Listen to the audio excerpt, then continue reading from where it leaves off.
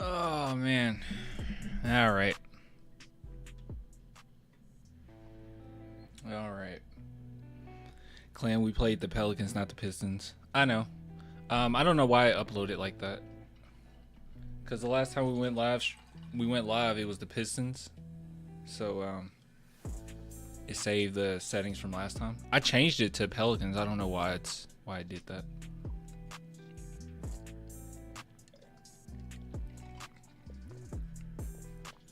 I always get the hiccups when I have soda. By the way, I don't want to be on long. Because I'll be honest with you guys, I want to play Rivals. I want to talk about this game, and I want to get back to my addiction.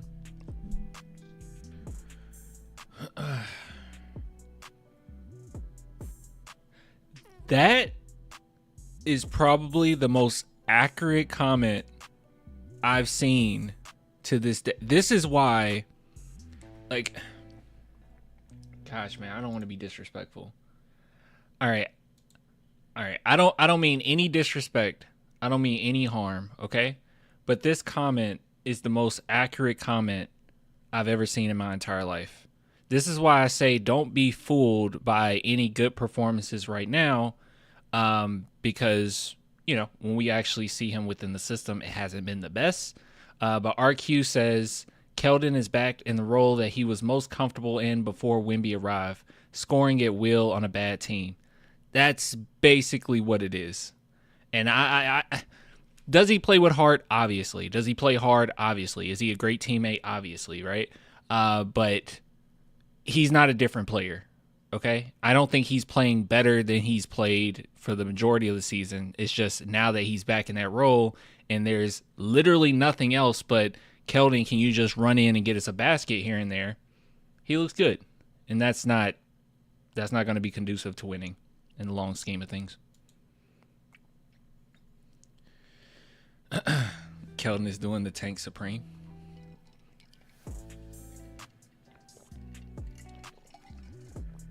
Let me bring this up.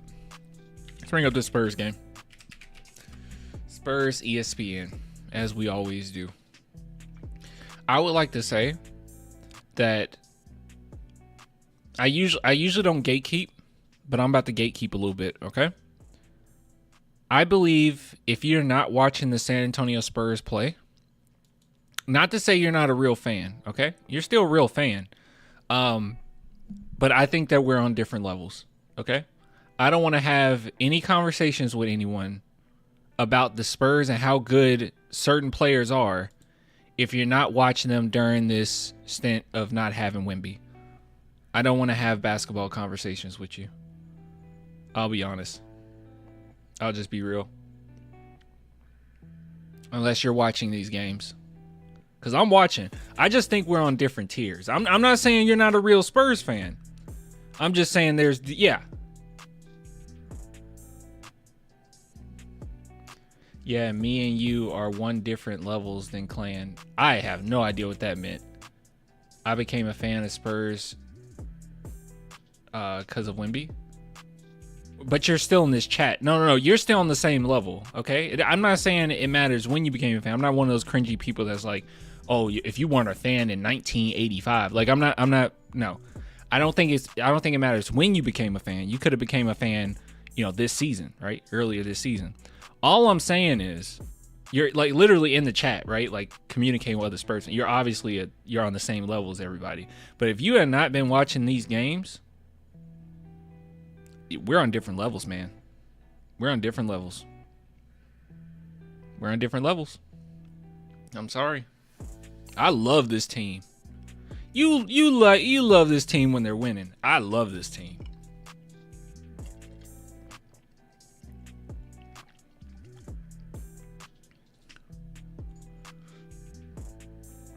I became a fan when we had Duncan, Parker, and Ginobili. Yeah, me too. How did Fox do today? Horrible. Fox did horrible. He was terrible. He was god awful. It was a terrible performance. Are you joking? It was horrible. Fox was horrible today. But yet and still, he had a positive plus minus. He did play good defense, but geez, man, I don't know. It felt like 20 turnovers.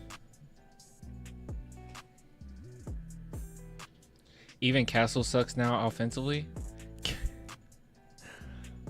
Okay. All right. Let's talk. Oh God. All right. Let me gather my thoughts here. Okay. Let's just do it. All right. We're just going into this game. All right. We're starting the segment up right now. The segment is starting right now.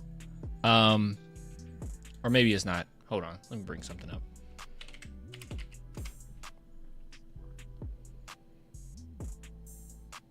I miss the old days. And new days are coming, man.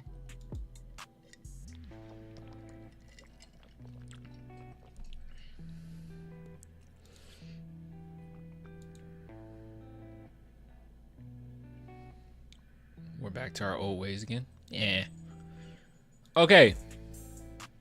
All right, let's start this segment up. All right, we should just dive straight into this. Okay, we should just dive straight into this. Well, first and foremost, hold on. Let me ask, before we get started, I need to ask the chat a question. All right, it's a very important question. It's not that important, but let's start a poll. Will the Spurs reach 40 wins this season? All right, leaving that in the chat.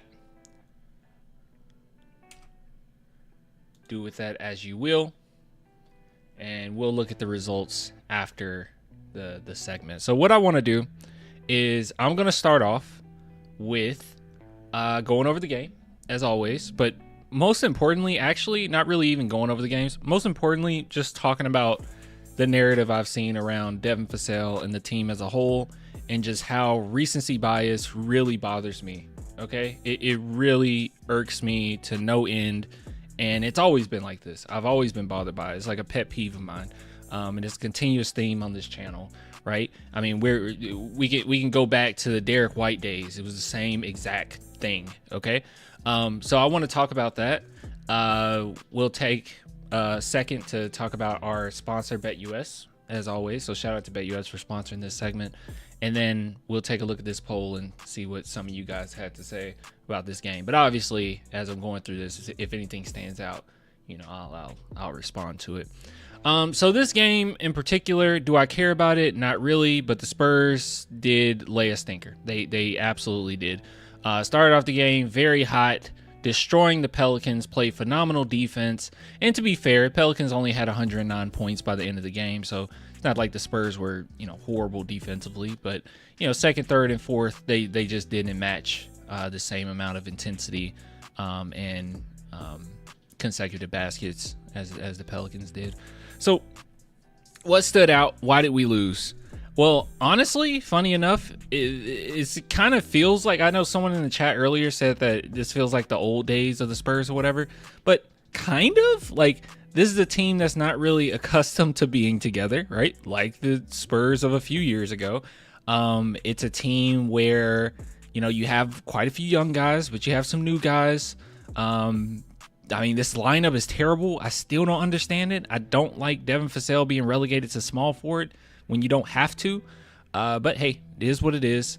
And yeah, every single night it feels like it could be someone new that you can blame, right? You can blame the coach, or you can blame Devin Vassell, which has been happening a lot, or you can blame De'Aaron Fox, or you can blame, you know, Sohan because he didn't make a specific shot at a specific time in the game, or whatever you want, whoever you want to blame. You can just toss the blame around everybody. Okay, so as you guys know, I am not super high on Keldon Johnson. I've been continuously constant with that. Like I have not got off of that just because of a game or two where he does well. Funny enough, someone in the chat earlier said that, you know, Keldon is back to his original role, in which being a go-to guy on a bad team, and that's what he's most comfortable with. That is very funny. Obviously, it's a joke. A little accurate, but obviously it's a joke. So, but I'm not going to sit here in these games. I can't sit back and be like, this is Keldon's fault that we lost this game. It's rarely one player's fault. And especially when the team is made up like this right now, it is never one player's fault. But in this game in particular, if you wanted to pass the blame to anyone, probably De'Aaron Fox. I mean, he was kind of out of it. Funny enough, his defense was so good that it made up for it a little bit. But 6 turnovers, and they were bad turnovers, guys. I mean, it weren't possessions like, oh my God, the Pelicans just D'd us up. Not really. A lot of it was just his mistakes, which was kind of tragic. But he also has 6 steals, right? So kind of even itself out. And overall, defensively, he played well. He had 9 assists. He had some clutch shots at the end, or a clutch shot at the end. So, take that as you will. But I do want to talk about the immense hate that Devin Vassell has been getting. Now, this is not a segment in which I'm going to say, haha, look at the numbers. He had 20 points. Because the fact of the matter is this. He's going to be inconsistent. He just is. He's going to be inconsistent. I think that when you bring up reasons for this, people automatically say that's just an excuse. And then they just want to jump to, oh, it's because he's soft. He's a soft player. He's garbage. He's soft. He's a bum. And I'm like, no, there could be legitimate reasons why Devin Vassell is so inconsistent sometimes with his scoring, right? And one thing that comes to mind, at least for me, is the injury that he suffered in June with the stress fracture, re-agitating it, I think during the season, right? So he's been kind of in and out. He was on minutes restriction at one point, and now he's trying to get back in his groove. And, he's already a player that struggles with confidence, very similar to Derek White, my favorite player since Manu, mind you. But hey, it is what it is. I just think that there are certain things that could be playing a contributive factor to why we've seen a pretty inconsistent Devin Vassell. But even with the inconsistency, I still think that it's gone a little too far. Like, I saw someone comment, or they responded to my comment on Twitter, in which I've been the last few days just been constantly going at people about the amount of hatred towards Devin Vassell.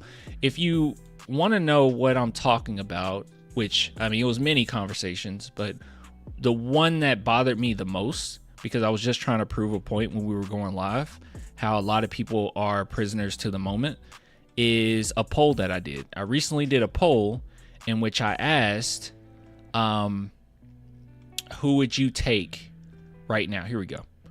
I said, who would you rather have, Devin Vassell or Jonathan Simmons? In which 40% of people out of I think that's a pretty good sample size, right? 700 people. This is just on Twitter. I mean, I'm sure if we did a poll on the channel, it would be way more people. But 40% said Jonathan Simmons. You guys really need to understand how insane it is to choose Jonathan Simmons over Devin Vassell. You can try to give me any type of explanation that you want, but talent to talent, talent for talent, Simmons only lasted in the NBA 4 seasons. That's it. He didn't come back. He only lasted 4 seasons. And also, he was much older than Devin Vassell when he left. I think he was 20. Was he 25 when he first? You guys can let me know. I think he was maybe 26 when the Spurs first got him. So he was an older player, and he wasn't that good. Like, he played hard, and he had a cool story, and I like Jonathan Simmons, but he wasn't that good of a player. So it's very disturbing to me that people will look back at the Spurs when they were winning, right? And just take a random player and say, yeah, I would take them over Devin Vassell. Let me be clear. Devin Vassell is the best shooting guard the San Antonio Spurs have had since Manu Ginobili. And I know some people will say, what are you talking about? What do you mean? That's crazy. Think about it. What shooting guard has the San Antonio Spurs had since Manu that you would classify as better than Devin? Maybe some people will say Danny Green? Maybe? Whoa. No, I don't. That's not crazy at all. He ain't half the player Manu is. Guys, no. You're telling me to slow down. Think about it. He's the best shooting guard. Okay, tell me who's a better shooting guard. Derek White was a point guard.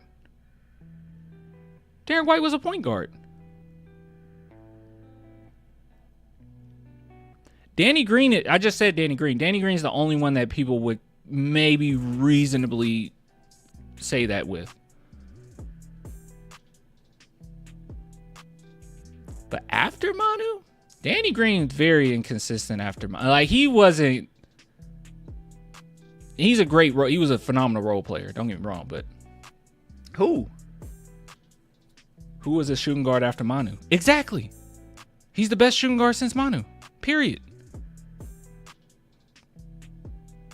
Danny and Derek White. Derek White was not a shooting guard. And Danny Green, I think you can actually have a conversation about that. I won't take anything away from Danny because I think Danny was a phenomenal defender. But you can have a conversation about that. After Manu, Josh Primo. You don't have an actual answer. Some people say DeRozan. DeRozan's a small forward. He's not a shooting guard.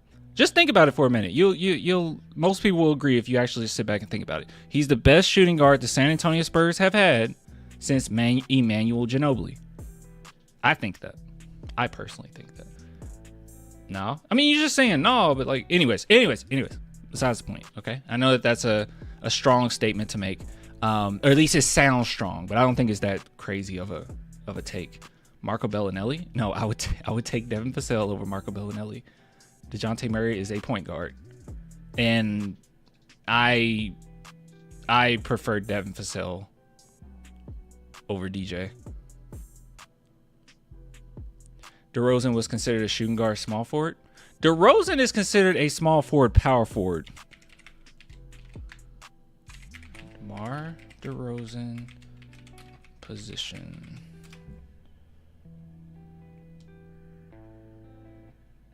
Oh crap, it went away.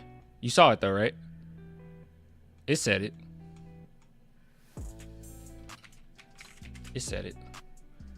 Guys, you're trying to tell me, oh, he was a shooting guard. No, he wasn't. He was small forward. You don't remember being super irritated and angry about who was our shooting guard? Do you guys recall who was the shooting guard at that time?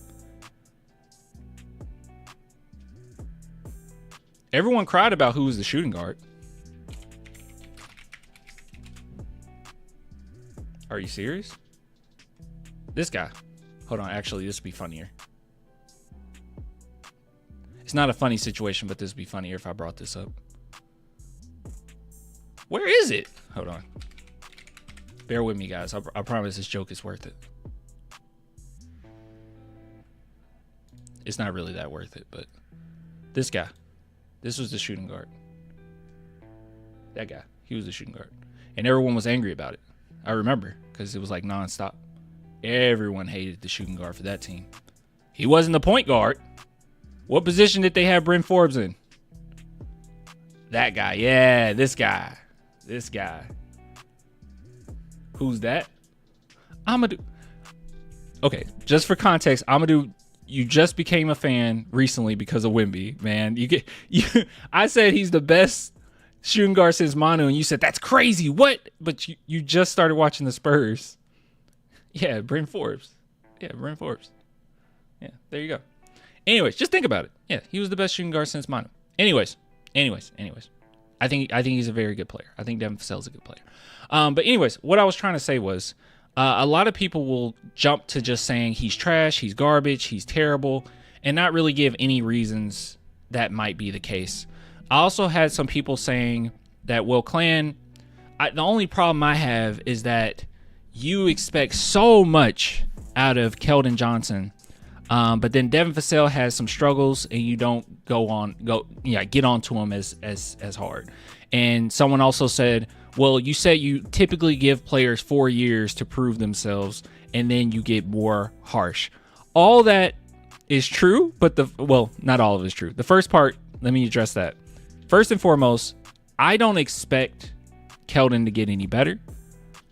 I do expect Devin Vassell to be better. And that's actually the difference, because I honestly feel like Keldon Johnson's best isn't necessarily good enough, especially when it's in the context of playing next to Wemby. It just hasn't shown itself to look that great, right? But the better version of Devin Vassell that I've seen thus far with Wemby works. It looks good. I just don't think that he's a second option. I think he's a third or fourth option, right? Like that's how I feel about him. So I'm not going to be as harsh right now. And also the whole thing with, well, you said that usually you give them 4 years. Well, yeah. 1, 2, 3, 4. And his 4th year was phenomenal. I thought he was very good last season. Like genuinely really good last season. And even then, the year before that, he barely played. He didn't even get to 40 games that season. So I think it's totally fine for me to sit back and have a little bit of patience off of a down year of Devin Vassell. Lord knows that my favorite player of all time had down years. My favorite player of all time had some stinkers sometimes. It happens. It happens. You just got to give them some time. Oh, I didn't even say who my favorite player is. You guys should know, though. It's Manu Ginobili. He's my favorite player of all time. And I remember some seasons where he didn't look the best, right? One in particular was the 2010-2011 season in which he did 30 minutes, 43%, 34.9% from three. I mean, the 34.9 isn't bad, but like this is almost identical to what we're getting from Devin Vassell shooting wise. And that's what everyone's been upset about, right? And then also you had the 2013 season, or it was 2014. Wait. Oh, no. 2013, 2012, 2013 season when you shot 42.5%, 35% from three. About identical to what you're getting from Devin Vassell, right? And I know some people will say, well, it's only 23 minutes here. But, I mean, even if you go to the season with 30 minutes, yeah, the percentages aren't the best. So, even the best of the best players can have some inconsistencies throughout their career. And I don't think that we need to just take that one season and throw them in the dumpster, right? I don't think you take that one season and just say, hey, they're absolutely garbage. They're terrible. They can't work on this team. I don't think that's true with Devin. Now, am I one that's going to advocate for Devin to stay on this team and he's untouchable no matter what? I don't think that. I don't believe that. I don't believe that. If the right opportunity presents itself, yeah, he could be traded. But for now, I think I'm totally cool with it. I'm totally cool with him. Too cool with it. You know what I mean? That's just how I feel about it. So I think Devin fits. I think that he is shown to fit. I think that he is shown that he can have like genuine value to this team when all cylinders are hitting. But we got to wait and see next season when we have a little bit more talent. But I bring all that up to bring this up because I do find it kind of strange how Devin and even Sohan, right? People kind of let off the Sohan stuff. I don't know. I think since Zach Collins is gone, you're trying to just find new people to blame for things. But Sohan and Devin Vassell, the amount of hate that Vassell has gotten lately and the amount of hate that Sohan has gotten lately, you don't really see that directed in Castle's direction, which I agree with that. I don't think he should get any hatred. I genuinely don't. I think he's super young. But that's the same way I feel about Sohan as well. Steph Castle is what, guys? 20. He was kind of an older freshman going to the draft. But he's 20? Or is he 21 now? He's 20, right? And Castle just turned 20? Okay. And then Jeremy Sohan is 21? Yeah, he's 20. And that means Jeremy Sohan's 21. Basically the same age. Yeah, 21. Basically the same age. So I just don't quite understand. I don't understand the line of judgment here when it comes to the young players, right? I think Sohan is very valuable. I think Castle will be very valuable. And I think that Vassell has shown, if you want to say glimpses, that's fine. But I think he's shown last season how good he can be, right? And I think it's fine after an injury and after so many shifts of everything, because this has been a rough season, guys. I mean, not only do we have the Devin Vassell injury, right? But we have Popovich stroke. We have Wemby's clot. We have Vassell being in and out of the lineups. We have bad rotations. Let's keep that in mind as well. Bad rotations. We got new players on the team, right? Chris Paul is a brand new player on the team. Harrison Barnes is a brand new player on the team. Now we have Fox in the mix. I mean, it's just kind of an ugly season. It's a promising season as far as what's coming forward, right? We know that Wemby will be okay. News is that Popovich is probably more than likely going to retire, but we assume that. I mean, I assumed that. But yeah, I mean, it's just a rough season all the way around. So I'm completely cool with Devin Vassell getting as many reps as possible and it being as ugly as it can. It has to be, right? Because I'm cool with it, because not only do we have a really great draft coming up, but also I think Devin really, really needs these reps after that injury. I mean, he really needs it, guys. It is pretty bad. It is pretty bad. Didn't see a lot of people hating after this game, but it really shows you that it just comes down to an arbitrary number, because 6 for 16 isn't good. But people came out. I saw people on Twitter like, "Oh, finally Devin Vassell is back." He went 6 for 16. He's still in his slump. That's not a good percentage. That's not good. It's just this 20 number, this arbitrary 20 points that he had. I don't think that this was a much better game than what we've seen. People kind of exaggerating, saying he's been on 20. He's a 20 game streak of him being terrible. That's not true. It's been a few games, maybe like 5 or 6. But yeah, look, I say all that to say this. I think that some of the hatred has gone too far. I think it's totally cool to criticize players. I do it all the time. God knows. I mean, I just told you guys De'Aaron Fox was awful today. When you go to far as to say like someone's a bum or they're trash and they need to be off this team, what is a bum to a lot of people? You know, because I don't think Vassell is a bum at all. I think he's immensely talented on the offensive end. I think that he gives a lot of talent a lot of effort on the defensive end. And for people to say like he's soft and this, that, and the third, I just don't know where that's coming from, honestly. I don't know what you've seen that makes you think that that's, I don't know. You're just in love with him? Vassell? That is so crazy to say, bro. That is so crazy. Like, Vassell is one that I haven't been. My hype train, like, I'll accept if you say you're in love with Jeremy Sohan. I'll accept that, okay? Because I genuinely do love Sohan's game. I genuinely love it. And I will go to bat with arguing people in chat and Twitter, wherever, about Sohan. Vassell? I feel like I've always been pretty reasonable when it comes to Vassell. I just think you guys just want me to. You're angry about this season.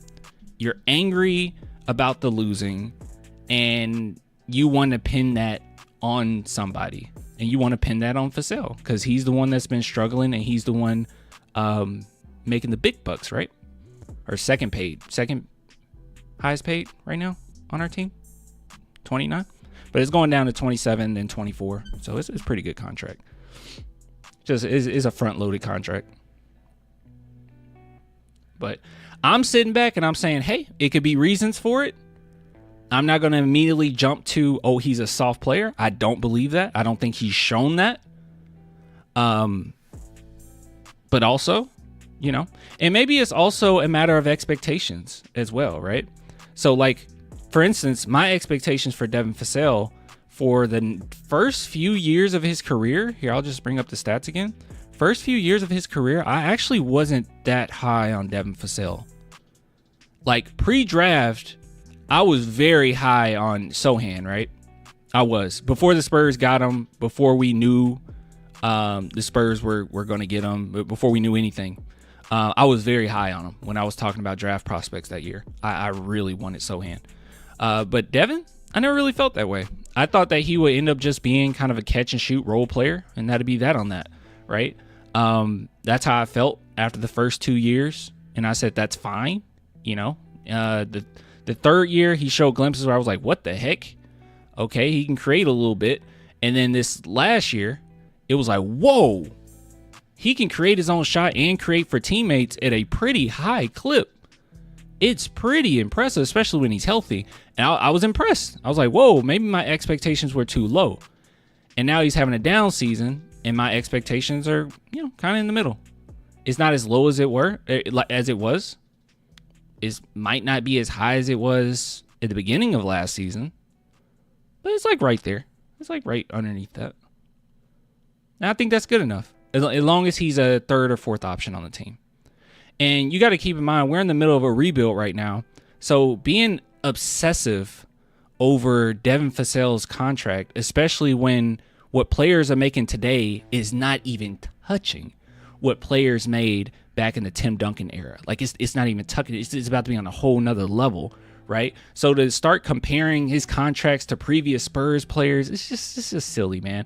A Supermax nowadays is going to go for about 60-something million, right? So all things considered, and you look at the talent range around where Devin Vassell is, I think he's making about what you would expect for a player his talent. And we'll be okay. Wait, we're still rebuilding? Yes. It doesn't take long. It's not taking long for the Spurs. This is the quickest rebuild I've ever seen in my entire life. But yes, they are still rebuilding. Yes. But I think one more draft should do the trick, though. I think after this year, obviously we'll still have a young team. I'm not expecting like a championship by the end of next season. But after this season, or after this next season, no more excuses, right? We'll start going hard on the team. All right, it's time for playoffs. It's time for championships. It's time for us to get this thing popping. But right now, undoubtedly, this is a rebuild. Look at our roster. Who's gonna stick around? You want me to believe that this is the team of the future? Come on, De'Aaron Fox will be here. Probably Devin Vassell. Sohan, Keldon's very questionable. I mean, they were already looking to move him. Castle will be here, right? They made an effort there, but a lot of these players, I'm not 100% or 100. I can't speak 100% sure that Mamu will be here. Not 100% that Champagny will be here, even though I think that he is very valuable for his price range. Harrison Barnes won't next few years. Chris Ball won't. Biyombo won't. It's a lot of spaces to be filled. It seems like the Spurs are no longer high on Malachi and Blake. I don't know what's going on with that. So they probably won't be here. Yeah, you're definitely in a rebuild. A lot of new pieces. We should go get Naz Reid. I have been seeing a lot on that, and I absolutely agree. I believe the Spurs were high on Naz Reid before. So I can see that happening. Missing Luka Samanic right now. Now, talking about soft, Luka Samanic did play soft. All right? He did play soft. How, though? How are we still in the rebuild? You don't have enough talent. I mean, the reason why the Spurs have so many great draft picks and why they set it up like this is because they have a timeline. This next draft is supposed to kind of, fill this bad boy up, and we're good. We're about good to go at that point. But yeah, you just don't have enough talent. You're still in the rebuild. That's okay. Shoot, and now it looks like we might be looking for a coach.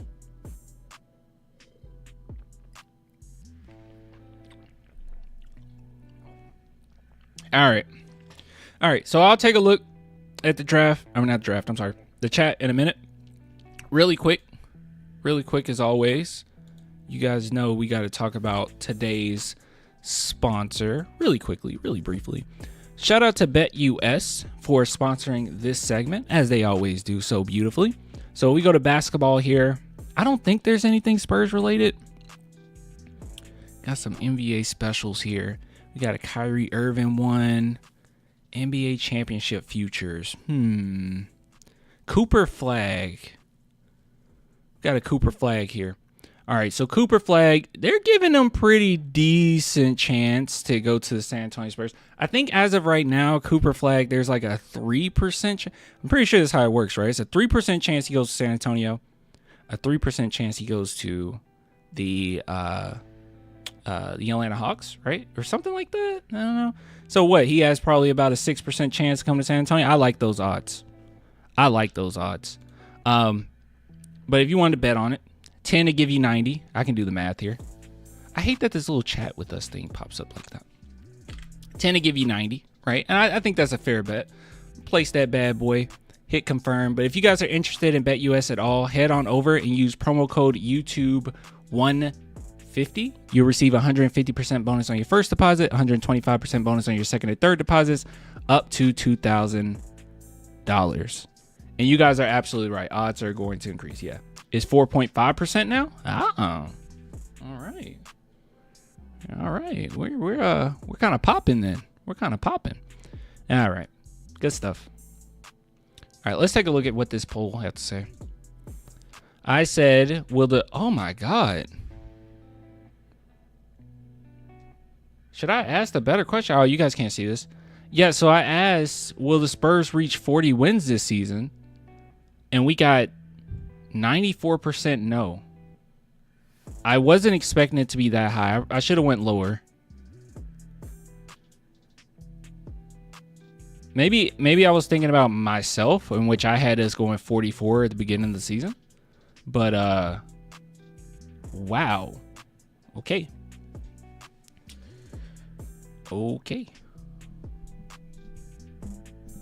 Maybe 20 years ago, but no. Why would you want to win? I was pretty neutral on it, right? Before the season, like I wasn't pro tank like I was before, right? I just wanted everything just lay out how they lay out, right? I was just cool with it going how it goes. Now I was very pro tank when the Wemby sweepstakes. I was arguing with people every live stream. Like, it was such stupid takes, man. Oh, you only have this % chance of getting them, so why just lose now? You have to win. You have to try to win. It's like, screw that. Let's lose. What are we talking? It's Wemby. Why would you win? I was getting irritated when the Spurs were winning on accident. It's like, lose games, man. Let's lose. Let's suffer for a season. It's okay. It's just how the system is. You have to lose. Gosh. Funny enough, there's people still complaining about it. It was someone, I won't call them out, but it was someone on Twitter. And, they comment on my stuff and they were like, you Spurs fan, you just have loser mentality ever since the tanking season. You just constantly have this thought that you could get a good player. It's like, you realize we got Wemby, right? Like, if it was up to a lot of these Spurs fans, these anti-tank Spurs fans, I swear to God, we would have nobody on the team, bro. We would have nobody. We would have DeJounte Murray, DeAndre Ayton, and Ben Simmons. I think that's what people were trying to go for when we had DeJounte. They were like, let's build around DeJounte. Let's not worry about anything. Let's build around DeJounte. We would literally be the most mediocre team imaginable. We would be mediocre for years. Years, bro. We will be mediocre forever if it were up to Spurs fans. That's why I wanted to lose. It's okay to want your team to lose for the future. And that's the problem, man. Too many people become prisoners of the moment. They stay in this constant state of, what have you done for me lately? It's so bad. It's so bad to the point where you can take I don't mean to just take it back to this, but you could take a very talented player in Devin Vassell, let him go on a 5-game rough streak. Let him go on a 5-game rough streak. And everyone says how trash and garbage he is. They will just say he is the most trash, awful player in the world. And you go earlier in the season and you can see, oh no, he had his moments. He had his moments here. He had some pretty good showings. 9 for 18, 7 for 13, 7 for 13. He's streaky. He had his moments. But you can't even speak, like, when during a stretch like this, you can't even say, hey guys, maybe like he's a 3rd, 4th option, and maybe there's, the injury he's dealing with, and that's quite a lot, and I'm sure that's pretty painful. Stress fractures, don't typically heal after about a year, I believe. So, maybe that's it. No, he's just trash. He's just garbage. Like, everyone is a prisoner of the moment, man. Think about the future for a second. All right. He could work. I could see him working. I can see him working. All right, let's see what some of these peeps in the chat are saying. What are you guys saying? Nah, Vassell been bad. He's had a bad season. He had a down season. But I swear, no one in the chat. If I said Vassell was trash last season, do you guys understand how much hatred I would have gotten? If I said Vassell was trash, people speak so reckless, man. And then they take it as this. Now this is what really gets me. Okay, I'm ranting a little bit now. This is what really gets me. And then people will say, "Well, we need to just hold these players accountable." Okay, yes, you calling Devin Vassell garbage, trash, and he should be traded on Twitter will surely make him a better player. It will surely help him. Yes, that's definitely going to help. Thank you for contributing. What are you talking about? You can say he's been bad. That's fine. But, like, why we got to jump to, like, he's soft and all of that? Like, come on, bro. Why do we have to do that? And I know I'm harsh about Keldon, but it's literally because I just don't think we're going to get much out of this. I'll just be honest with you. But I think we can get something out of Devin.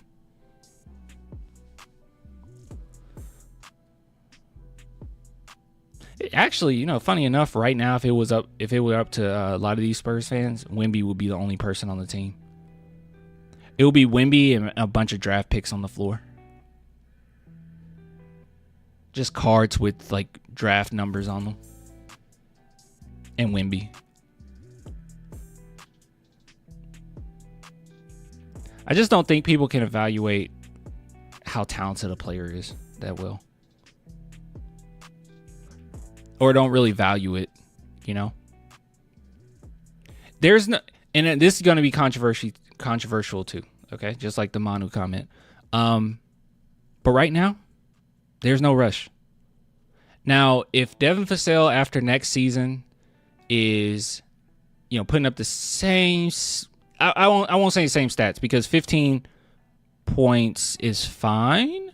But if his efficiency numbers, especially his field goal percentage, is still this low, yeah, I think the Spurs should start considering, you know, moving him if it's after next season, right?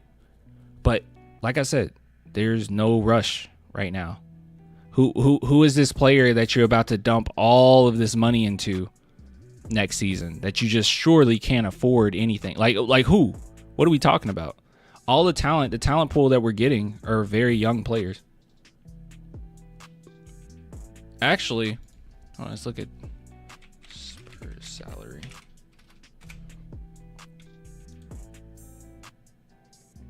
Let's see when a lot of these contracts in. Look at this. Look at this. Next season, you'll have $10 million off because of Chris Paul. We're still paying Jalen McDaniels. That's unfortunate. But okay, you'll have that about $5 million right there. So you got 15. Who are we paying right now? Okay, Patrick Baldwin. We're not paying him, right? Then we let him go. Oh, I guess we would be paying him. But yeah, it's quite a few players though that by the time you have to pay Wemby, you can see by the end of this, by the time you got to pay Wemby, yeah, we'll be fine, completely fine. Keldon, I don't know if Keldon still be here, to be honest. So Keldon to be off the books. Harrison Barnes won't be here. I mean, what's the rush? Why can't we give one more season? What's the rush here? Oh, you want more draft picks? What player is available right now that you think you can trade Devin Vassell for? What star player do you think that you can just make that happen? If he's as bad as a lot of people are saying he is, then you think that you'll be able to trade him? Especially after a down season? You're not going to get a star for Devin Vassell. That's just not going to... Cam Johnson? I'm trying to remember what they wanted. I think they wanted way too much. I think it was Devin, but it was also like Devin and a couple picks or something. It was too much. But if you're worried about picks,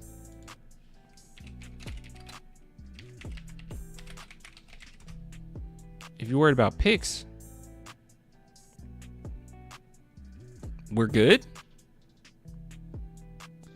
First round picks are very hard to come by, right? Someone's not going to just give you up their first round pick for Devin Vassell. More than likely after a down season. But we're good. We got our own. We got Atlanta's. We have Atlanta's for next year. What else we got? 2027. We have Atlanta's for 2027. Yeah, like what's the rush? That's my main thing. It's just what's the rush? Why are we so anxious about this? Let's give them a little time. I swear, guys, sometimes Spurs fans act like they're the ones paying these players. They're like, well, I'm paying him $29 million. You're not paying him anything. You're not paying him anything. I'm paying him $27 million. You're not paying him anything. You're watching the game like me. We're critiquing the game. Are you kidding me? Amadou, I love you, but you're a Wemby fan. You might be mentioning someone else, though. You might be talking to somebody else, though, to be honest. Oh, wait, no, you're, bro, there's absolutely a rush. There is no, Devin Vassell needs to play better. The only rush here is for Devin Vassell to play for himself so he has room for this roster for the future. There's no move the Spurs can make right now. First off, you can't trade anybody right now, but there's no move the Spurs can make right now to trade Devin Vassell and get some star caliber player. It's just not going to happen. It's not going to happen. That's what I mean by there's no rush. There's no rush from the fans, and there's no real rush from anybody but Devin to make sure that he can prove himself by the time the Spurs are about winning again. And that would be, this season out to the end and into next season. And if it's not good by next season, then yes, the Spurs definitely are going to be thinking about some options, right? But there's nothing hindering us from improving our team by Devin Vassell being on this roster. There's no player I can really think of right now that you could just trade them and we just instantly get better. Is it even possible right now? I don't think it is. So that's what I mean by there's no rush. Is there a rush to win? Obviously, the Spurs want to win. You went and got De'Aaron Fox for nothing, mind you, which was awesome. But you went and got De'Aaron Fox. You want to win. You're setting things up to win, right? But there's a rush for Devin. There's still one more season here, one more slot here that the Spurs are, hopefully we're making the playoffs that year. But as far as being a contender, that's after 2026. So there is no genuine rush from fans to sit here and say, I demand a trade because I'm paying him $29 million. There's no rush. No rush for Vassell. No rush. There's no rush. There's nothing about Vassell being on this roster that's hindering the growth for this team. I just don't believe that. And to be honest, at times he plays pretty passive to begin with. And that's where when I talk about Keldon, I'm like, his play style can sometimes hinder the team, and it's very obvious when players are playing, pretty well together, and then he's kind of a sore thumb at times. Devin Vassell, not really. He blends right in. Sometimes he's pretty passive, but like if he's a third or fourth option, I just don't think there's anything that's like that we should worry about right now. There's no rush. I know it's frustrating that he's not playing that great, but like, look at who else is making about 29, 27 million, right? It's not like they're lighting the world on fire right now. Hold on. Let's see. What if I just said all NBA teams? That doesn't work. Player salaries. Here we go. Yeah, just some players that come to mind. So let's see. Let's go to 29. And keep in mind, his contract is going down. So 29, 27, 27, 24. And a lot of these other players that I will bring up aren't. They're making more money in the next few years. So DeJounte Murray is one in which he was horrible before his injury. I mean, god awful. Jordan Poole, his percentages are god awful. They're quite terrible. Jeremy Grant, his percentages are quite awful, pretty terrible. Let's see. And then there's Devin Vassell. Kristaps Porzingis is doing his thing. Claxton is good for what position he is. He does have a diminishing contract. Let's see. Miles Bridges. Yeah, I think Miles Bridges' percentages aren't crazy, especially compared to Devin's. So yeah, they like when people like just blatantly say that he doesn't fit in this range of like, no, look around the league. No, look around the league. Yeah, his contract is quite reasonable, especially in the next couple years, and I expect him to be better than he is right now. It's a pretty reasonable contract for who he is and what he's capable of bringing, you know? You'll take Grant over Vassell any day? Have you watched Jeremy Grant play this year?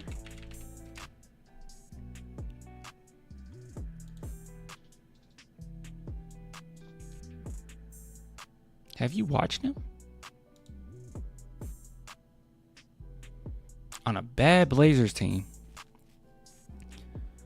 he's giving you 37.5% from the field. His field goal percentage is 37.5 on 14 points per game. Devin is shooting much better than that, and it's a down year for him. 37.5. This is what I'm talking about. Like, it's so quick. You're so quick because you're like, oh, that name. Oh, I would love him over Devin. I bring up Jonathan Simmons. I would love Jonathan Simmons over Devin. Bring up any player. Oh, I would love him. No, you don't. No, you wouldn't. No, you wouldn't. 37.5, bro. 37.5?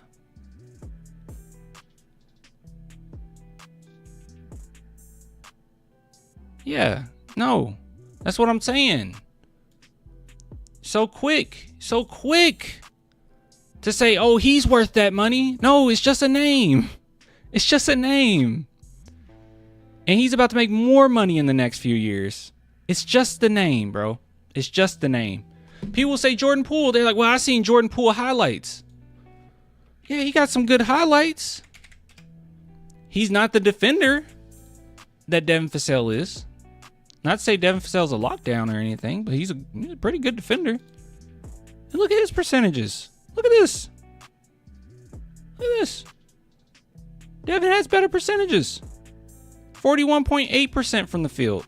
Last year it was 41.3%.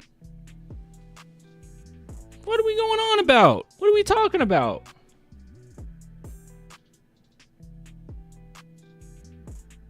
You know?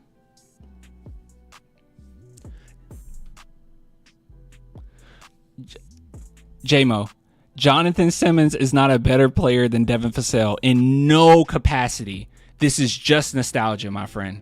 There is no context in which Jonathan Simmons, he's not better than Devin in anything.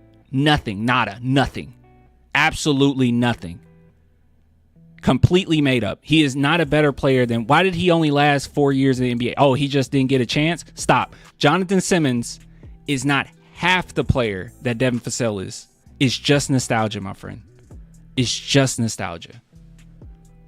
You remember the dunks, which I will say, you know, when you take it out of the playoffs or whatever, I think Jonathan Simmons has the best like regular season dunks in Spurs history. Like, oh my God. That one against the, you guys remember the one against the Trailblazers? We were losing the game. It was garbage time, but like, that was sick where he cocked it all the way back. And then the landing, that was sick. That was a sick dunk. He had hops.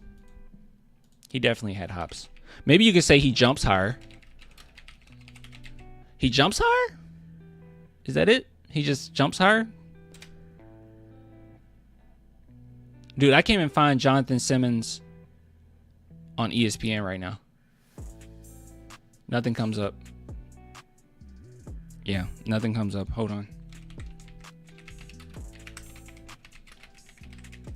It's just nostalgia, bro. Simmons is not better than...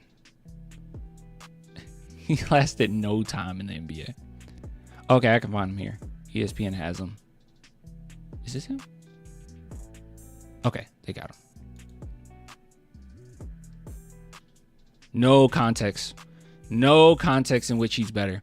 Maybe you're thinking of the first season in which, he shot 50% on 4 shots that he put up. That's good, right? He put up 4 shots and he shot 50%. That's pretty decent, I guess.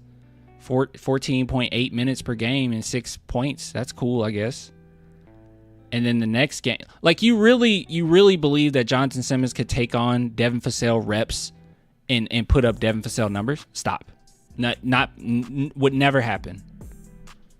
His last season with the Spurs, 42% from the field, 29.4% from 3.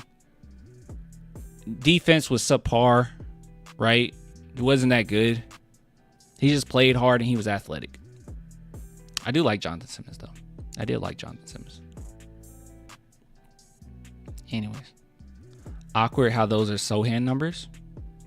What are we talking? These are not, Sohan numbers are incredible. What are you talking about? You talking about from 3?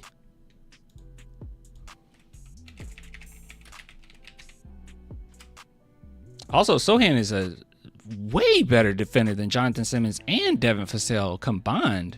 Are you kidding me? It's a much better player than Jonathan Simmons. There we go. And here we go. Jeremy Sohan's percentages have been actually pretty phenomenal, all things considered. So he is shooting more threes than Jonathan Simmons did his first year. So there's that. 54% from the field, 34% from 3. He got to clean up that free throw percentage. I'm surprised he's only getting to the free throw line, only taking 2 a game. That's kind of crazy, especially how aggressive he is. Do we just not get calls? What is up with that? That doesn't make any sense, bro. He is all in the paint.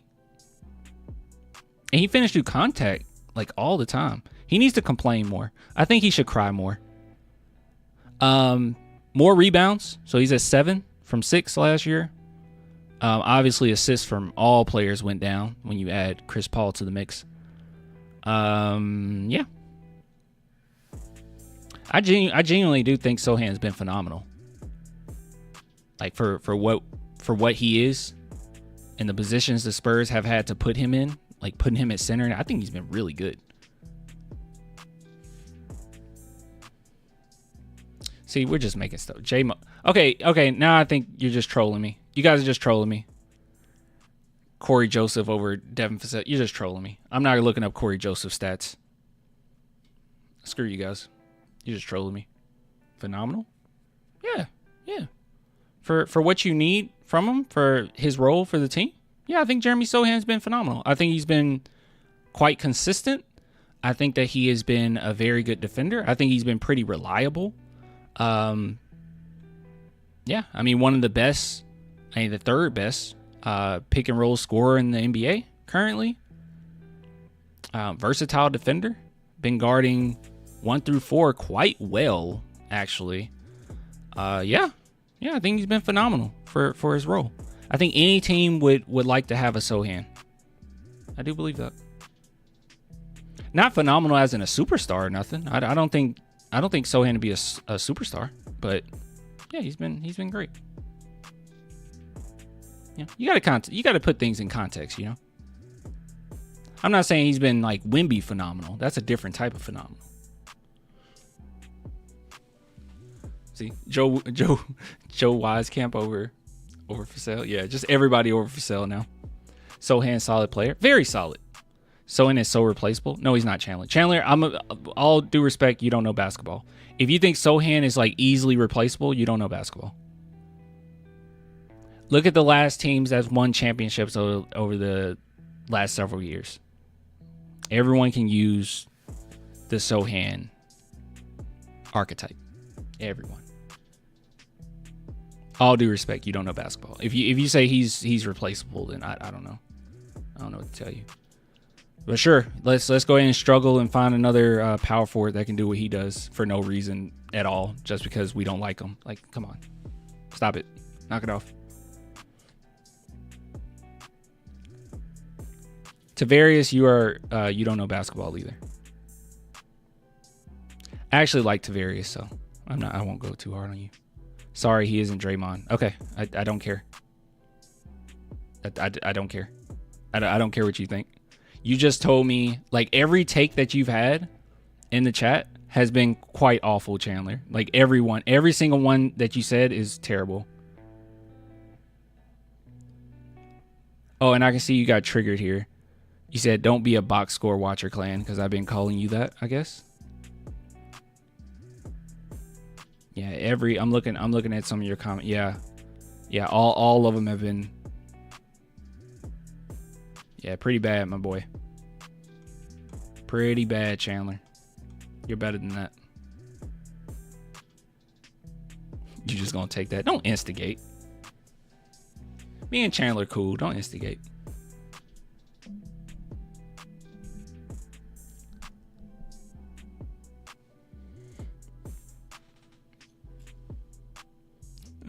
Clan, don't say that. I don't care what you think is mean. It's true. When you tell me, like, when I say Sohan has been one of the most solid players, most reliable players on the team, phenomenal defender, can guard 1 through 4, has done a great job at that. Percentages have been crazy since last season. The fact that he upped his field goal percentage by 11%, upped his 3-point percentage by 4%. Well, I mean 3%. His rebounding is higher. I mean, he's making all the right plays. He's one of the top pick and roll finishers in the NBA. And I say all this, and then you're just like, oh, well, you know, he ain't that good. Like, I don't care what you have to say. What kind of response is that? Come on. Yeah, do better, Chandler. Like Amadou said, do better. Cutting in defense is easy to find, replaceable. Okay. All right. Tell me another player. Tell me another player that you would that you could easily just replace Sohan with.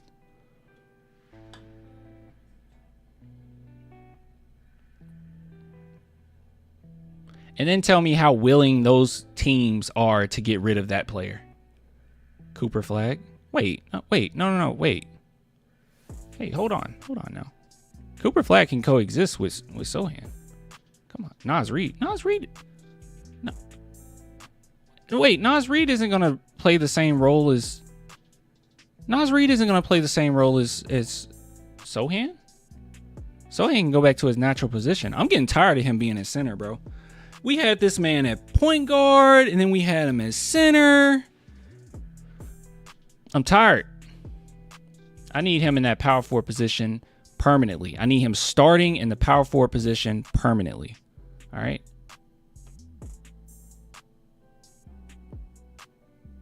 Yeah, Naz Reid's going to be nice. I really do think the Spurs are going to go after him. So, anyways, ending segment. That was long. That was like an hour segment, by the way. Big shout out to BetUS for sponsoring this long segment. My God. Enough of that. Naz Reid. So, not sure if this should be a separate segment or not. Even Mitch Johnson replaced Jeremy Sohan with Harrison Barnes. Yeah, that's not really. He didn't replace Jeremy. He just put Jeremy in a position of need. You know, he's had injuries. Vassell had injuries. It's just been a position of need at this point. You need some type of defense coming off the bench. It still doesn't make sense. Like, this lineup doesn't make sense. I feel like the replacement has all been for Chris Paul. If I'm being like completely honest with you, like the replacement of Sohan is all because of Chris Paul. It's like what makes the most sense is for Chris Paul to go to the bench and you start Sohan and move Barnes to the small forward position. That's what makes the most sense. Or Steph Castle starts, but I mean, if we're talking about 3-point shooting, I actually prefer Sohan taking them than Castle. If you want to talk about stretching the floor, so Sohan makes more sense in the starting lineup. You need at least one great defender in the starting lineup, And unfortunately, they don't have that. Even though De'Aaron Fox is a good defender. So, honestly, it feels less like Barnes replacing Sohan rather than we have to do everything we can and break our backs to make sure Chris Paul starts.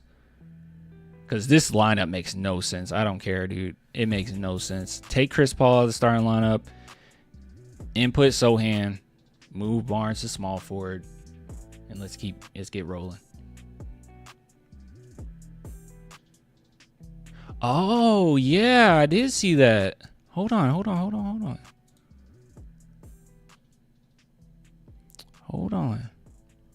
up. Hey. Maybe this should be posted. We got Wednesday. We play tomorrow, so we'll go live. We can post this segment on Thursday. Yeah, I do want to talk about this. It's a really good point. Nothing's gonna change, right? Let's see. Things are looking bright. All right, hold on. All right, I think I had to have saved that. I had to have saved it. Let's see. I had to have saved it, guys.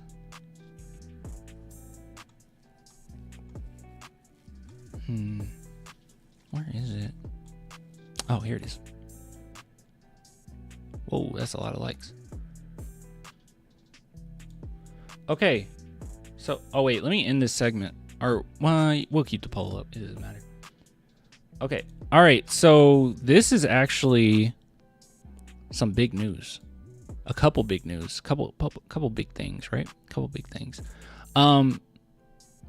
Naz Reid. Naz Reid is expected to decline his $15 million player option for a bigger deal. And the rumor mill is already buzzing with potential landing spots, one of which being the San Antonio Spurs. Now, if I'm not mistaken, I don't know if I'll find it just by Googling it right off the bat. Let's see. And I can go to my own channel and see. Oh, yeah. Yeah. Okay, they posted it here, actually, in a new article. I thought I was sure about this, that the Spurs had interest in Naz Reid before.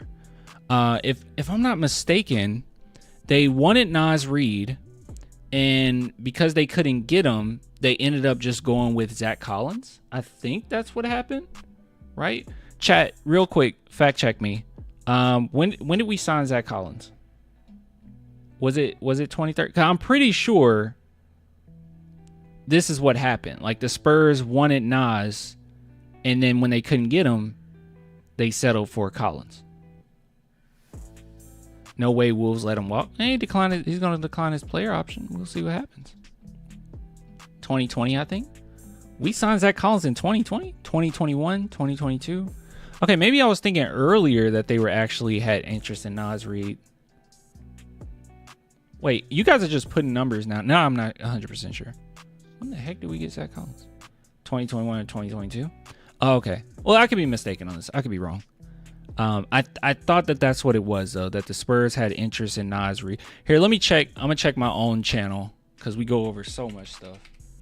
I'll just go to, let's see if we have anything on Naz Reid. So that would be huge, though. He's definitely the type of player that we could use. And the Spurs would have the money to make it happen, right? We've got to have quite a bit of money off the books, especially since Chris Paul more than likely will be gone. So that's an extra 10 right there. I put in Clan the Spurs fan Naz Reid, and nothing came up. So maybe we haven't talked about him before. But we really became active on this channel maybe like 2023. Like, I feel like that's when we really started popping off. I could be wrong, though. I don't know.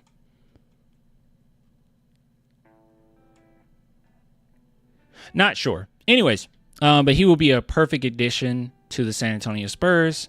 Odds makers are already having us as favorites to grab him, and I think that is very possible. Not only because I would assume Naz Reid would want to play for the San Antonio Spurs, but also we would have the means of picking him up. And maybe that's a player that the Spurs have kind of been holding off on, right? When it pertains to, getting another backup big, that is. So let's look at some of his stats, and then we have even greater news after this. All right, so let's go to Naz Reid, ESPN. Look at his stats here. Been doing pretty doggone good, if I don't say so myself. Genuinely great stretch center. And this is kind of what you need, right? Especially with playing with Wemby. That's what they wanted Zach Collins to be. And this is what Naz Reid can be. So 40% from three, 41% from three the year before. And his worst season was his rookie year at 33%. But since he's been about a consistent 35+% 3-point shooting center, which is huge. And the fact that he's at 41%, 40% on 5 attempts is crazy good. So he's the perfect player that the Spurs would need. He brings a lot of energy. You guys, I'm sure all of us have seen Naz Reid play. He will fit. He will fit what the Spurs need. And not only that, he's only 25, right? He's one of those players that when you watch him play, you would think that he's an older veteran. Like you would think that he's in his 30s. Not to say, lack of athleticism. I'm not saying that. It's just the way that he plays on the court is pretty high basketball IQ, right? Makes the right moves, communicates well, makes the right reads and everything. He's only 25. He'll be perfect. Perfect backup center. And we wouldn't have to worry about that for a long time. And, hopefully the Spurs won't have to just constantly play center by committee, right? Like get all these different centers every other year and try to make it work. And, Naz Reid could be a pretty good long-term option for us. So I'm excited to see what comes from that, right? And we'll just have to wait and see. But he would definitely have a pretty prominent role on this Spurs team, right? And especially with Wemby, he's gonna need way more help, right? He's just gonna need way more help than what he's getting. So, anyways, that would be really great. Fits perfect. I can only imagine a lineup with him and Sohan on the court. That's just gonna be nasty. They both play so hard. When you guys say you want that nasty, that is him. Now, this is quite cool. So, shout out to Wemby Central for posting this. But this post, imagine this duo in San Antonio. And look who liked it. Hold on. You guys might not have saw that. You might have missed this. Hold on. If you don't know, this is Wembanyama. He's a pretty good NBA player. And this is Cooper Flagg. And if you don't know, he's a pretty good college player. And if you scroll down here, let's see. Yeah. Liked by Cooper Flagg himself, guys. He likes this. So obviously he has no control. At least we don't think that, unless the NBA is rigged. And of course the NBA is never rigged, right? But all things considered, he doesn't have control over this. But it's another indicator that there's so many players that want to come to San Antonio. He's aware of what he's liking, right? He's aware. You think he would have liked a post that said, imagine him with, I don't know, some random player. Imagine him with the Atlanta Hawks. I don't think he likes that. But the fact that he can envision a future next to Wemby, going to be one of the greatest players of all time, and knowing I will be going into basically close to a win now situation or a winning soon situation, it will be perfect for him. So obviously I need to bring this up because it's a little bittersweet, because a big part of the developmental process of the players that we've had on the Spurs is Pop. He's a big part of that. And unfortunately, it doesn't really look like he's going to be here, right? It looks like more than likely he'll be gone. But one thing that I have, at least in my mind, right? Maybe it's copium, I don't know. But I've had hope about is the fact that he created a system, right? Whether Pop is there or not, like missing Pop is obviously extraordinarily important, but the system is still set in place, right? Everyone's still abiding by the system. You still need a really good coach, okay? There's a lot of craziness going on with the Heat right now, so Spoelstra, maybe? We'll have to wait and see. A lot of crazy stuff going on. So you'll still need a coach, but the system remains the same from top down, right? They have a way of doing things. There's a type of player that they draft no matter what, and that's not going to fall apart strictly because Popovich is or not in that coaching chair. That will remain the same. I think the developmental process of players will remain the same. Now, as far as you cannot quantify the amount of importance Popovich brings to a team because he brings a lot. You know, obviously we all know that, but I just don't think that it's going to be maybe as bad as we think, right? Mike Brown. I personally don't want Mike Brown. I'm not the biggest fan, but that's fine, I guess.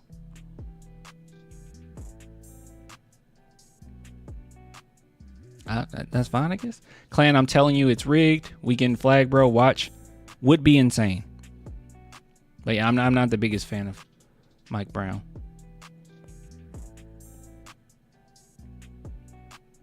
We should get Darvin Ham.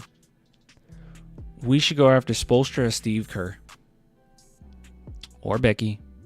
But you know who I really want? But it's just a dream. There's no indicator that this would happen. It's just my own dream. Over everybody. Over Steve Kerr. Over Spoelstra. Over Becky. This is what I want, guys. I want this. I want this. I want this beautiful old man right here. Bring me Messina. Please. He's a genuine basketball visionary. Okay? We will be so good. Please bring that European play ball. Please, please, please. This is what I want. Are you still in touch with his son? Oh, yeah, I need to hit him up, don't I? I have to find him. Clan wants Dr. Rivers. The guy's too old. Too old? Hold on. Messina, too old. You are so disrespectful. You are so disrespectful. He is not old. You are so disrespectful. This man is... Why did I want to type in Messina age? It didn't. Hold on. Oh, it came up right here anyway. Man, 65 years old. What you mean he's too old? He's... How old is Pop? He is 11 years younger than Pop. He's too old. Stop. That's what I want. That's what I want. I want Messina, and that will be my dream. If that happened, guys, I'm losing it. Yeah, it's crazy to call him old. And I said Steve Kerr, and no one had any issues with that. Steve Kerr is only he's only 6 years younger. Steve Kerr is 6 years younger. You have a problem with him. So disrespectful. I said Darvin. I don't want Darvin. Okay? I want Messina or Spoelstra or Kerr or Becky. That's where I'm at right now. Those are my candidates. I need to book the Spurs on the phone. We need to have a talk. I need to talk to Brian Wright. Messina's 65, dude. Don't compare him to Pop. Compare him to other top coaches. What? Oh. Sure. I just said Steve Kerr. He's 6 years older than Steve Kerr. And Spoelstra age. How old is Spoelstra? Okay. Well, he is much older than Spoelstra. He's 11 years older than Spoelstra. But he's not that much older than Steve Kerr. So there's that. How you feel about that? Those are top coaches. Old guys. Why does age matter so much to you guys? Who cares? Why does it matter? These like top coaches, like in their field, like some of the best of the best. Why do you care about the age on like so? You know that coaches are like they come and go like crazy in the NBA, right? Like I mean, even young coaches. If you're worried about how long they're gonna last, young coaches don't last that long. They're with a team for like 3 years and then they throw them out to dry. Like, who cares? I don't care. I don't care about age. I'm telling you guys that right now. I don't think it matters. I don't know why it matters so much. Their coach's age. I just don't. I don't care. Heat and Warriors are not good teams. Check OKC and Celtics. We're not talking about just teams. I thought we were talking about just coaches. You want me to believe? Wait, is Spoelstra a bad coach? Is Steve Kerr a bad coach? These are really great coaches. What do you mean? Oh, I'm sorry. Popovich is a horrible coach. Post 20. When did we stop making the playoffs? 2019. Post 2019. He was horrible. 2020, horrible coach. Look at the Spurs. They suck. Horrible coach, that Pop. I guarantee you, any team, if the Spurs let go of Popovich in 2020, every team will be trying to grab him.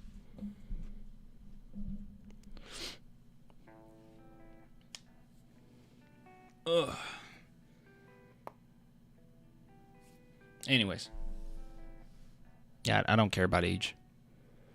Everybody wants a young coach. You know who else is a young coach? Mitch Johnson, and everyone's angry about him. Monty Williams. Monty Williams would be a good coach.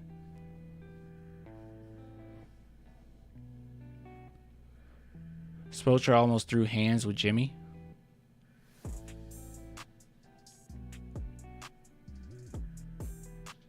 Okay. Who wouldn't? It's Jimmy Butler. Spurs fans love Mitch Johnson. Promote Mitch. Come on. Come on. Jeff Van Gundy? No, I'm good. Get Mike D'Antoni? No. And Mike Brown for defense? No. What? That's a bad... The fact that you have to say, let's get like 2 coaches so one can focus on offense and one can focus on defense in the NBA is nonsense. I'm good. I'm okay. How about I just get a coach that can focus on both of those things? I'm all right. Mike D'Antoni.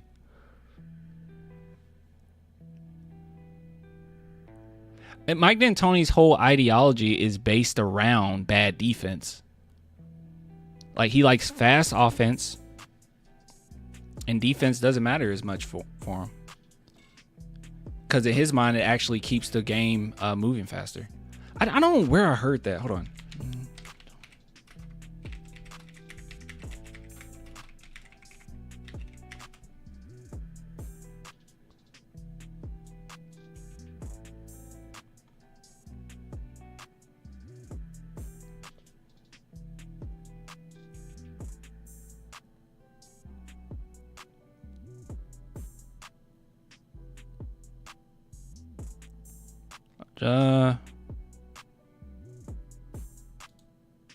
That's 2010.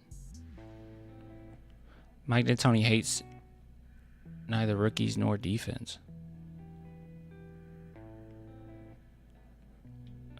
That's not what I was looking for. I forgot what it was. No. Rick Carlisle. I hear Rick Carlisle is like genuinely hard to work with. Like, players don't like Rick Carlisle, so I probably wouldn't mess with that.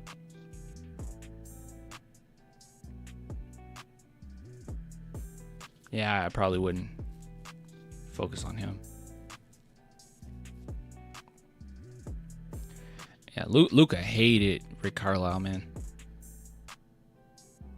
Call Becky Clan. Okay, I'll get her on the phone later. Anyways, good chat in that segment.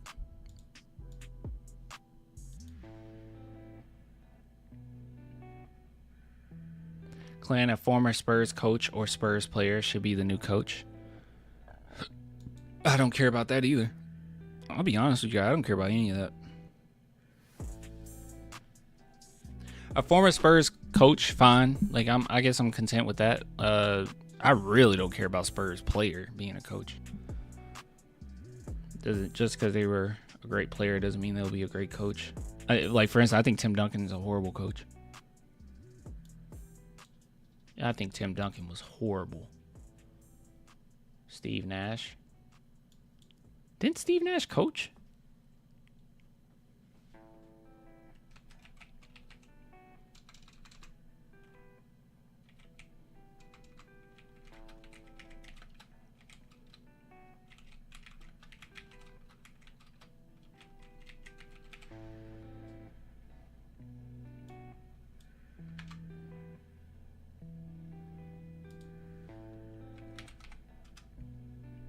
Rick Carlisle, maybe.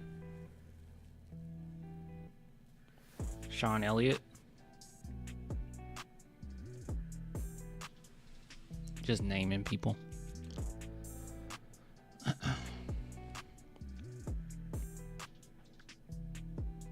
Takes a lot to be a great coach, man. Quinn might be pretty good.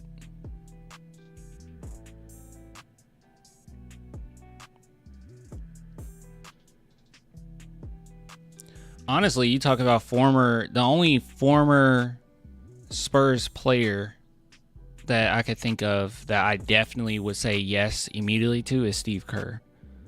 Like that's the one former Spurs player that I would be down for, because I think he has shown to be a really great coach. I think he's genuinely a great coach. But I mean, people give him a lot of hate. I think he's good, though.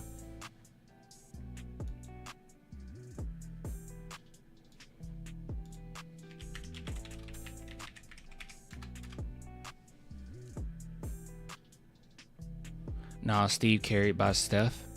You could say the same thing about a lot of coaches, that they were carried by blank. The fact of the matter is, you don't create a dynasty and being a coach and not have like a part of that. Like no part of that whatsoever. I don't believe that. I can't think of one team that became a dynasty and the coach was like subpar and just got carried. Phil Jackson, Popovich, you know.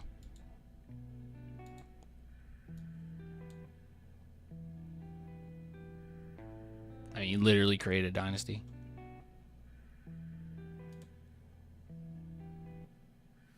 Was Steve Kerr's winning percentage without Steph? I mean, I don't know, but like, what's Popovich's winning percentage without Duncan? Why does that matter?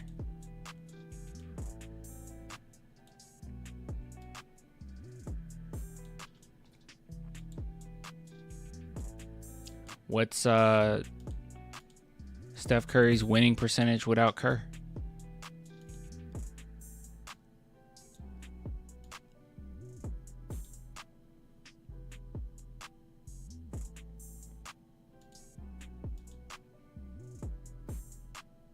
Pop was carried by Duncan then? Yeah, I mean, we could just say that. He was just carried by Duncan. I don't know. Like, that's silly to me. Can't discredit him.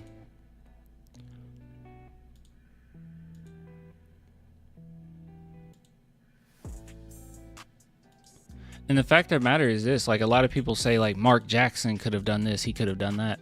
I don't think a lot of players liked Mark Jackson, from what I understood. Like, they didn't really like him that much.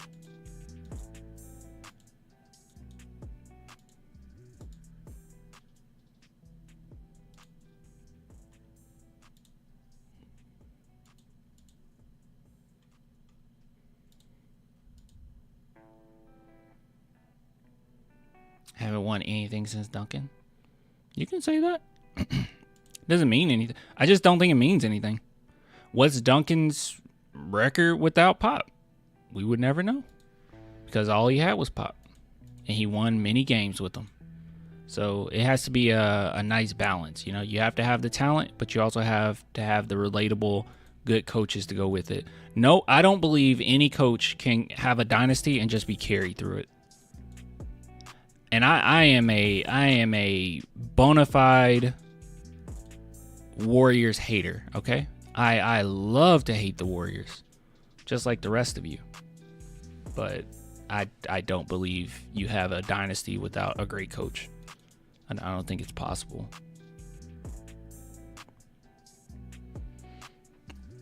I think you can win a championship with a subpar coach. I think you can get away with a championship. More than that, nah. I don't think you have like a whole program that's proven to win time and time again without having a great coach behind it. You know, teams figure you out. They know exactly how to play you. And the fact that your system can continue to work and your rotations continue to work just shows how good of a coach you are. Obviously, he had the talent, but, I mean, you got to have the talent.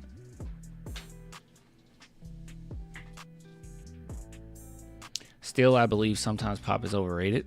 In what way, though? Like, there's, like, no way is Popovich really overrated. Like, in what way is he overrated? He's relatable, and that's super important as being a coach, mind you. Very relatable. Players love him. Won a lot of games. Won a lot of championships. Pivotal in those championships. I mean, a lot of those late game decisions were Pop. He wrote something up. I mean, we all love the inspirational speeches. He has some iconic ones during games. Did a great job with that.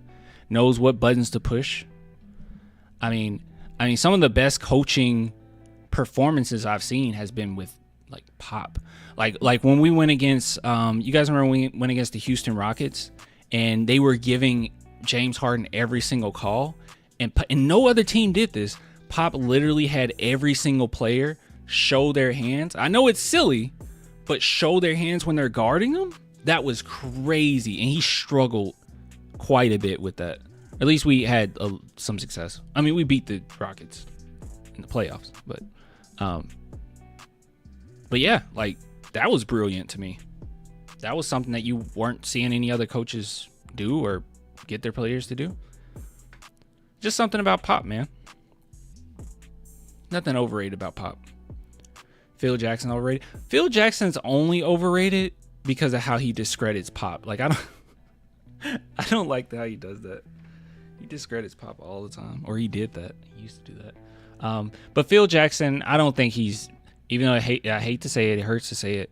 I don't think he's overrated. He's just his system didn't live on. We'll say that. Many more teams were influenced by Popovich style of basketball throughout the NBA than Phil Jackson. So there's that. I forgot to bring that up. There's branches, like so many branches of Pop around the NBA that we still see today.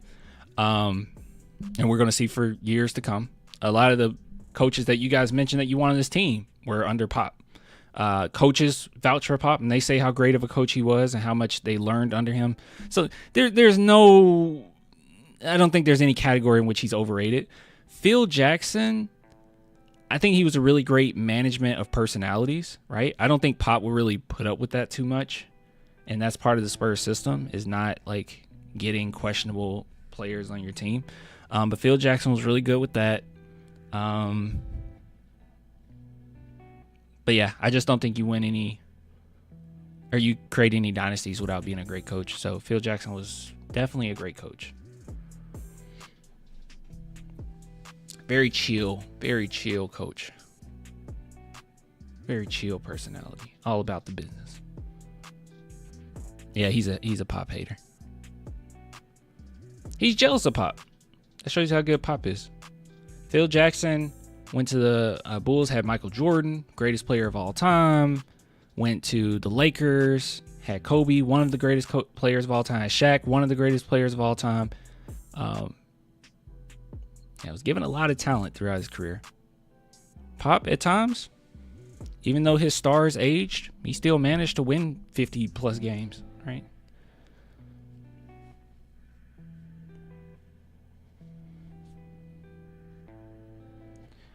Clan, if you found the 7 Dragon Balls, would you use them to cure Pop's stroke? I only get one wish. No, I'm not using it on someone I don't know. I love Pop, but no. What? Hold on, Josh. Hold on. Clan, I've been watching your post-game shows for 3 years now, but I think it's time for me to drop it. Oh, the chat is way in over their heads now. Wait, what does that mean? Thank you, man. But, like, what does that mean? They're over their heads. What? Everyone that's, like, in the chat's been cool.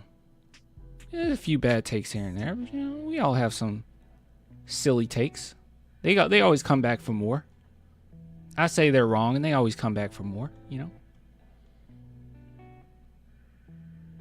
What do you mean? I don't want you to go, man.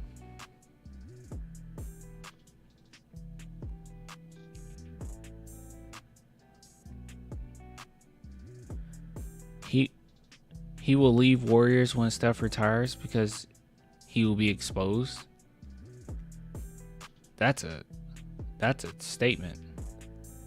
Phil, Pop not overrated. Why can't they both not be overrated? They're both up there with. Yeah, I agree. And yeah, Pop is the GOAT. Yeah, I agree. I don't think either one is overrated. You know, it's like saying Jordan is overrated because he had Phil the whole time. Like, come on, they're not overrated. Sometimes things just gel, man. You get the right coach and things gel. He's a good coach. He's a great coach.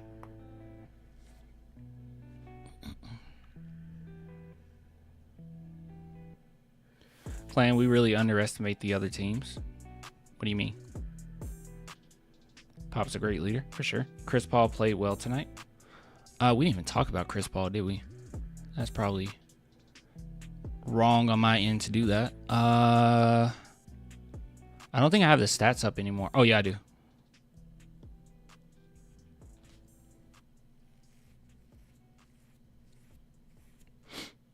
Yeah, he was good. 12 points, 10 assists. He was good. De'Aaron Fox definitely outshined him in a bad way, though. Good God. Chris Paul had a double-double, yeah. Clan Popovich is the best NBA coach of all time. Pop is a genius. Don't forget the battle against the Phoenix Suns. Shaq, Hack-a-Shaq. Yep, Hack-a-Shaq was a thing. Yeah, he created that. Yeah, he's huge. He's huge. I know we don't like this, but you know, player management or time management. What do we call this? Player injury management? I don't know what we called it. I can't remember.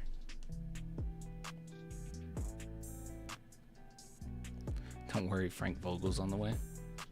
Why can't we just have Messina? That would be so perfect, bro. You guys have no idea how excited I would be. Oh my goodness, our program would look so good. Oh, we would look so good. You want the 2014 Spurs back? Bring Messina in here. He'll get them right.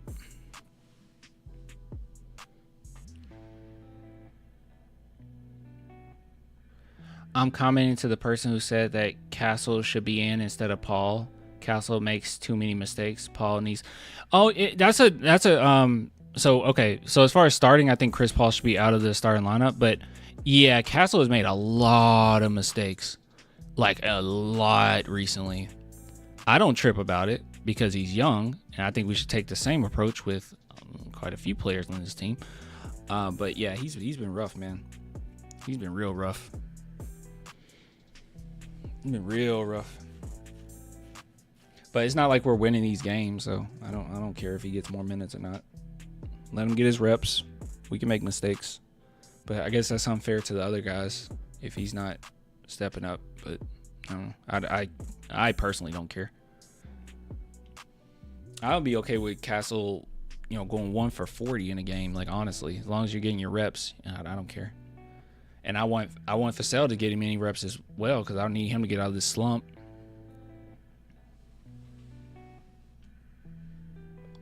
Castle to the G League.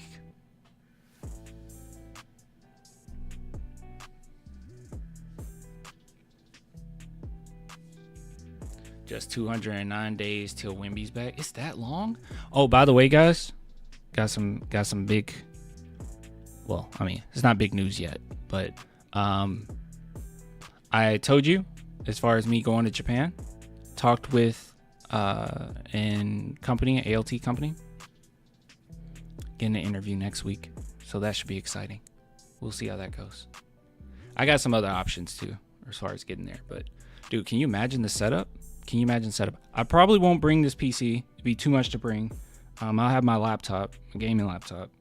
We're gonna have to figure something out. But it should be some pretty cool scenery, man.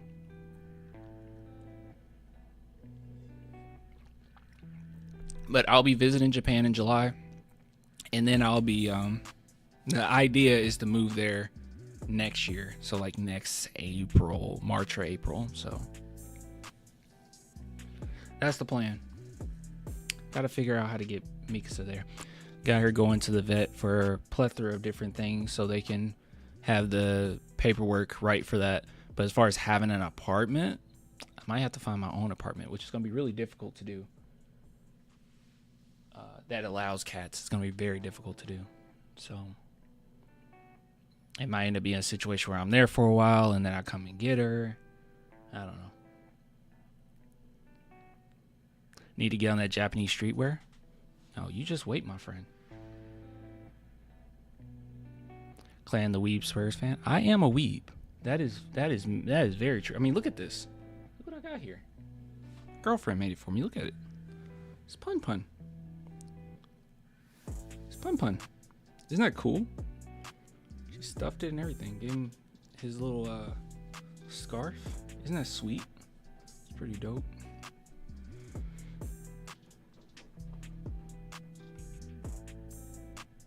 When we meet Mrs. Clan, I don't know. She's shy. She's in the other room right now. You know what would be creepy? What if you found out she doesn't exist and I'm just making it all up? Wouldn't that be creepy? I actually made that. Like I just put a dress on and started making it. Oh man, some Norman Bates stuff going on.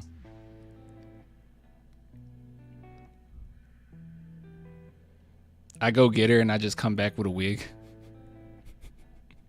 You're like, oh my god, he's lost it. That's what Spurs losing will do to you. You get enough Spurs losses in you and it turns you into that.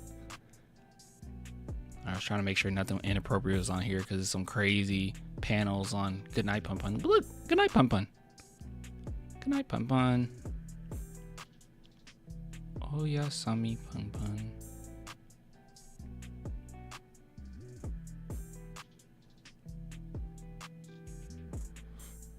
I love Pun Pun, man.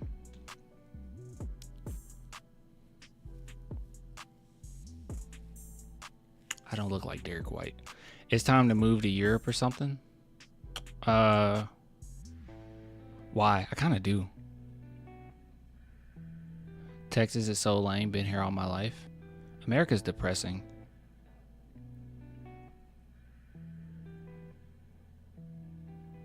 Yeah, she's an anime doll. Yeah, I bring her in and she's an anime. Oh my god, that would be so creepy.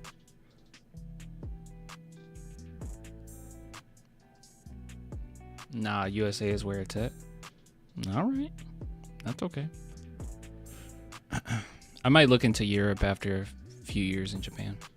A couple years in Japan. All right. America is not depressing. America is depressing, clan. I agree with Brooke.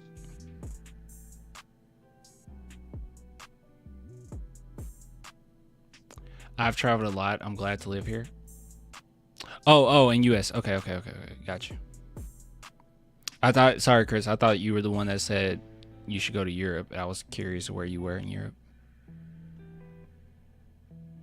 Clan the Euro fan. My friend is actually thinking about moving. And he's looking into Europe, but I'm trying to convince him to go to Japan. I'm trying to convince him. We'll see what happens. We'll see what comes from that.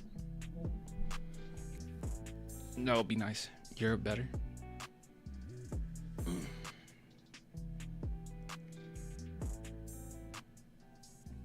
Okinawa, Japan.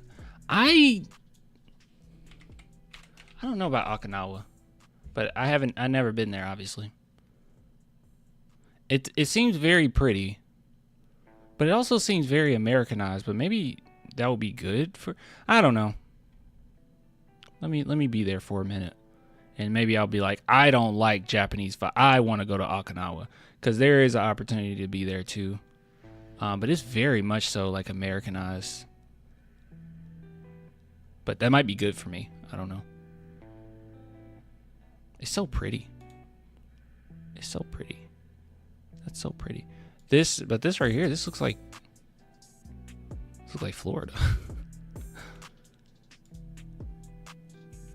Looks like Florida. It's very pretty.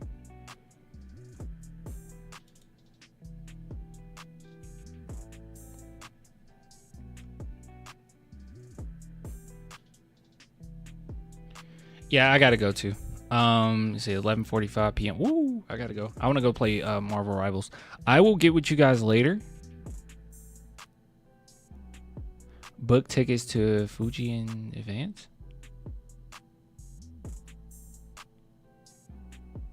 Frosty, I completely agree with you, Frosty. U.S. is depressing at this time due to our leadership. It's insane.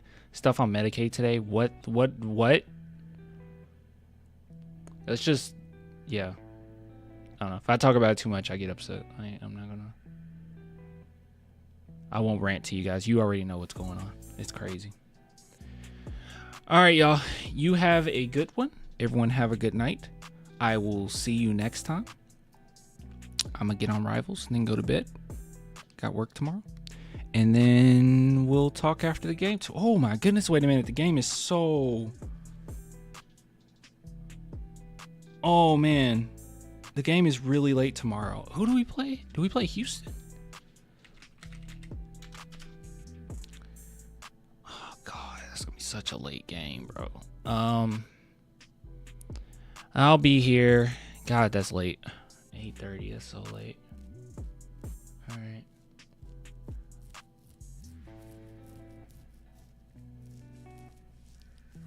One word on Castle's misuse. I missed it. I think the only thing I said about Castle was he should play more. I'm okay with him making mistakes, but I understand him not starting. But I don't know. He's better on the court when he's with Chris Paul, so I think they should both come off the bench. Anyways, get with you guys later.